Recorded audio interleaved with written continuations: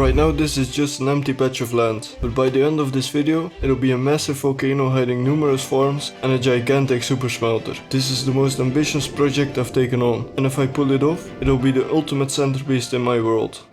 To make this work I first need to clean up the land. Preparation is key, all of these trees need to go. Eventually I want to transform this whole island. After this I can mark out the rough shape of the volcano. I could take the easy route and just print out a pre-made volcano, but I'd rather be able to look at this and say, I built this myself. So I'm designing and building everything by hand. Of course that means I'll need loads and loads of blocks. I'll be mixing tuff with black stone, basalt and some other stones just to make it look more natural. To collect the first blocks was easy enough. Tuff is everywhere in caves, so after a bit of mining I already had 3 shulker boxes ready. Now I'll collect andesite. That was again easy enough, and while I'm at it I'll collect some stone as well. That are the easy to get materials out the way. Now I have to go to the nether. Blackstone wasn't too difficult to find, but having to mine around the lava made it a bit slower. Eventually I had all 3 shulker boxes filled. Now there's only 1 block left to collect. Basalt, which I did accidentally collect almost a full shulker box of. But I could have just kept mining and gotten plenty, but I realized something. One of the farms I wanted inside this volcano is a basalt farm, so I thought, why not just save myself some time and just make the farm first? Well, it starts with finding the right farm design, which was surprisingly challenging. All farms I found were either in the nether or still required manually mining the basalt. Neither of those solutions would cut it for me, so I had to come up with my own design. After collecting the materials, it was time to build it.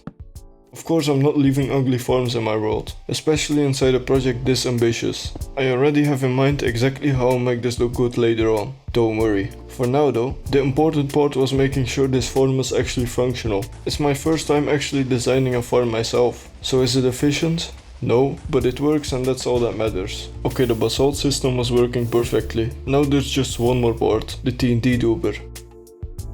The moment of truth, let's test it.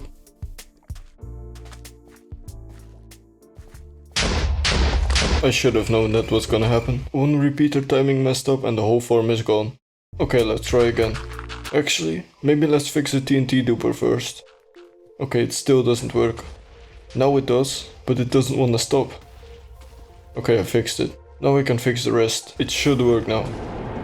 Amazing. It's working extremely well. I'll have enough basalt in no time. This can work in the background. But remember when I said I needed basalt to build the volcano? Well, I actually need smooth basalt, which means every single block has to be smelted first. This is exactly why I need a super smelter, which will be inside the volcano. But unlike the basalt farm, the smelter will be massive and will take ages to build. It's not something I could quickly build right now, so I'm going over to plan B, filling my house with furnaces. But while the furnaces are busy, I can finally start building the volcano. The first step is building the lava channels. These will act as the skeleton of the volcano and determine the entire shape. The hard part is to keep the flowing lava contained, while keeping it looking natural. Testing the channels using water was extremely helpful.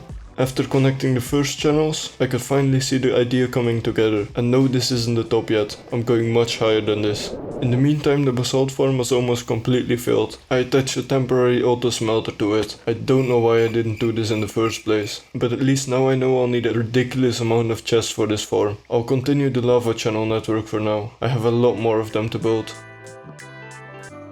Each finished channel made the volcano feel a bit more alive. But they also became harder and harder to build without ruining the shape. Some sections worked flawlessly, others definitely didn't. I definitely considered rebuilding the entire thing sometimes. Meanwhile, I checked on the furnaces and found another problem. I hadn't put nearly enough fuel in them, and the farm is now also completely filled, so I can turn off the farm for now. But now that it's refilled, let's speedrun the rest.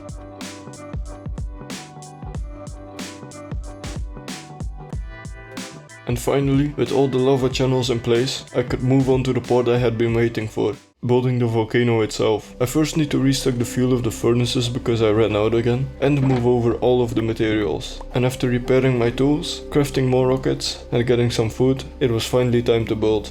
Getting the shape right was easily the hardest part of this entire project. Since I wasn't using any references or special tools, everything was shaped by hand. I had to build a bit, step back to look at it, redo parts, and repeat until it finally looked right. Keep in mind I'm not a pro builder at all. After a while, it started coming together. The first finished segment gave me confidence that the volcano would turn out amazing. But honestly, the outside is only half of the project. The real motive for building this thing is everything that's going inside. Hidden inside will be several farms and a massive super smelter. To put things into perspective, this first segment took me over 3 hours to finish, so it really wasn't as fast as I'm making it seem. Now the challenge was repeating the same style around the entire volcano while still keeping a natural shape. A volcano can't just be a symmetrical cone, it needs to feel alive and feel like it was formed by nature itself. But slowly, section by section, the volcano started feeling less like a spider web and more like an actual mountain. And after countless hours of building, the outside was finally starting to look like the volcano I imagined. I almost perfectly estimated how many blocks I needed for the exterior, which means I have pretty much nothing left for the interior. So I'll have to go back to the tedious task of collecting blackstone between lava pools. I'll be using mostly that and, lava. It's still a volcano. Anyways, I hope 4 more shulker boxes will be enough, because once these are all collected, I can finally start building the most amazing volcano interior. But before placing down another farm, I first need to build a structure that'll tie everything together. I don't want this to feel like a cave with a cluster of farms inside. I want this to feel like a volcano with farms neatly integrated. So the first step was building out the main paths and deciding where everything will go. It's important I get the different elevations and spaces right. If I got this part wrong, I'd probably end up rebuilding half of the interior later. But once the layout was in place, I can now focus on filling the volcano with functionality. But before building any farms though, I first wanted to properly finish up my basalt farm I built earlier. This will be the first test of whether I can make the farms look natural while maintaining functionality. That meant I needed to fix up my work from earlier, the storage. I don't ever want to run out of storage again. So the storage needed to be a lot bigger. Now it can keep up with the farm. Now that we have one completed farm, I can finally build the others. One thing the volcano is currently missing is lava, and I want to fill in all of these trenches. I need a lot of lava to do so. For this I could go to the nether over and over again and have plenty, but that doesn't solve the bigger problem. I'll build a huge super smelter later on, therefore I need a renewable fuel source, so I need a lava farm. But for those you need a lot of dripstone. I have some, but not nearly enough for the lava farm and all the other farms I wanna build. So first I need a dripstone farm. This will supply me with all the dripstone I ever need, and these are extremely simple to build. On the plus side, I'm slowly but surely filling the volcano, and the volcano is slowly but surely feeling less and less empty. And now I have unlimited dripstone, even though these farms are painfully slow. But while that's producing dripstone, I can start on the lava farm. Well, I have a really cool idea for this farm. The farm will be hidden away under the lava trenches. But I can't know where to build this farm if the trenches aren't ready yet. So the first step is to dig out the trenches. This farm will be completely hidden. From the outside, you won't even know it's there. Once the trenches were dug, I finally knew how much space I had to work with. Now I could dig out the room underneath and start building the farm itself. These farms are again not the fastest, and I'll need a lot of lava, so I'm making this one very long. It's not like it's in the way of something else anyway.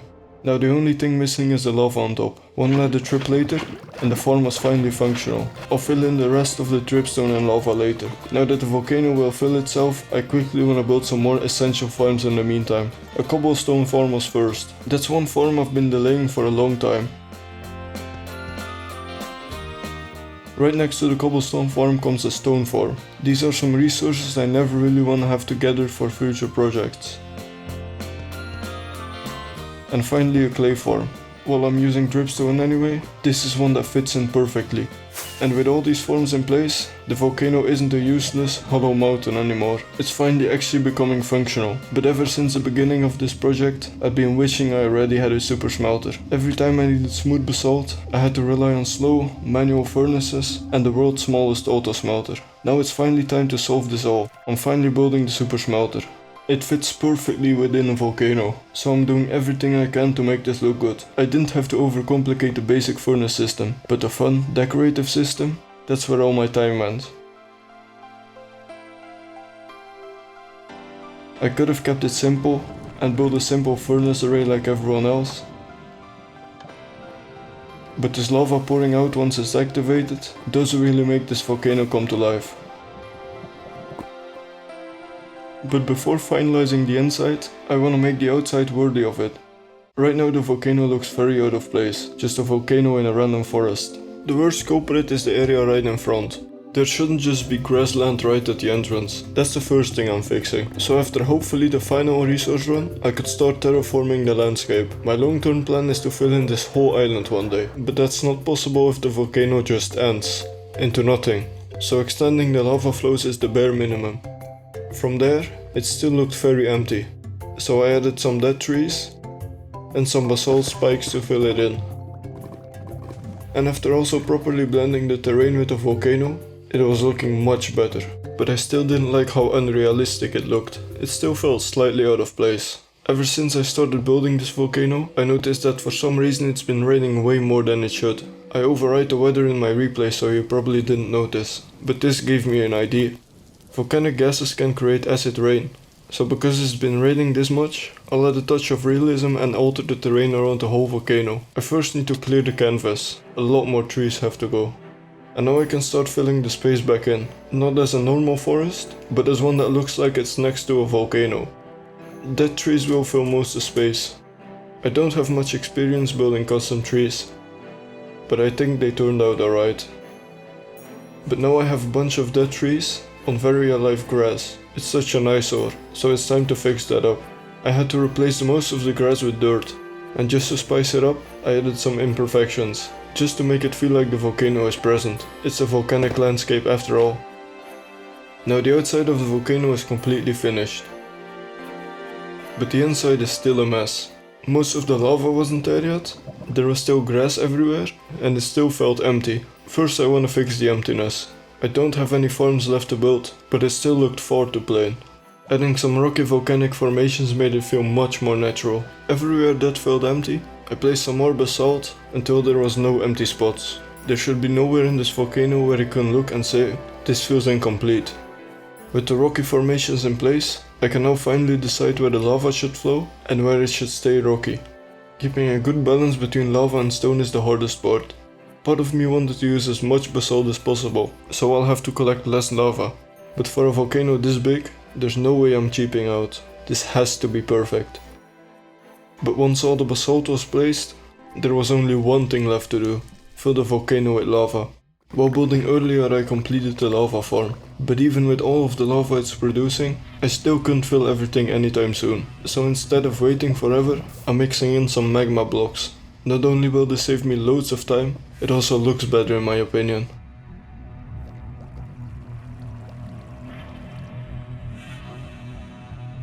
And with the magma molds ready, all there is left to do is collect lava, place lava, and repeat. But after countless trips to the nether, countless shulker boxes full of lava, and more hours than I'd like to admit, the volcano was finally complete. What started as an empty patch of land is now a fully hand-built centerpiece of my world, packed with everything I'll need for future projects.